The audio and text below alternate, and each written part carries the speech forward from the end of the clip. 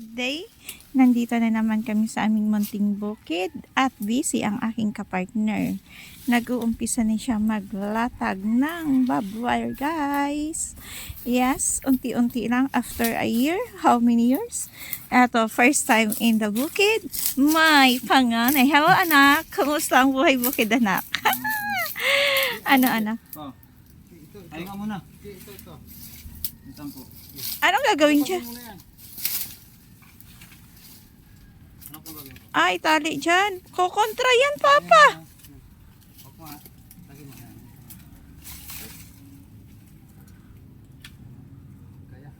Iyan, guys. Discarding sila mag-ama, no? Iyan ang discarding pobre. Pobreng kinabuhi. Pobreng buhay sa bukid. Yes, guys. Dahil lagi na lang hindi tayo nakauwi dito.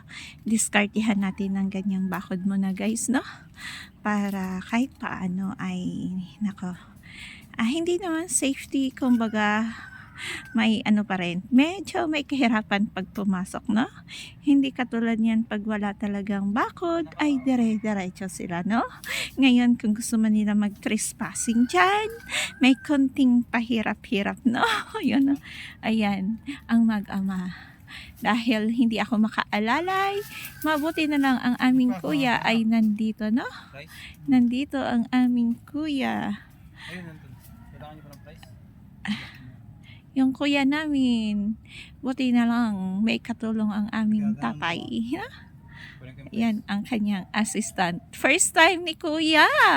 Ayan, kailangan natin iparanas sa ating mga anak, guys, kung ano ang buhay ng bukid, no? Dahil masarap pa rin ang simpleng buhay dito kaysa city. At saka may ano sila, choice, no? Pag ayaw nila sa city, dito sila sa bukid. Kaya, hindi namin hayaan na ang buhay na kinagisnan namin ay hindi mamana ng aming anak. Ayun, no, hi, nak. Ayun, no. Ilap yan, guys. Ayaw magpakuha yan, oh. Ayun, no. O, yun. O, diba? Maranasan din nila kung ano ang buhay natin sa pagkabata na mahirap na ganitong buhay na napakasimple, no? Pero masaya. Kasi, guys, hindi lahat ay mabuhay tayo sa marangya sa city, no? Mas masarap pa rin dito ang buhay. Kahit wala tayong pambili ng gulay, makakain pa rin tayo ng sariwang gulay, no? Magtanim lang tayo, ganon lang. Kahit konti lang ang ating pera, kaya nating mamuhay dito, guys, no? Yes, ayan, nag-uumpisa ang aking kapartner, no? Kapartner in life. Talaga naman, tiyaga niyan, guys, grabe. Isipin niyo yung mga tubo na yan, yung mga poste na yan, kung ilang buwan namin yan binuo.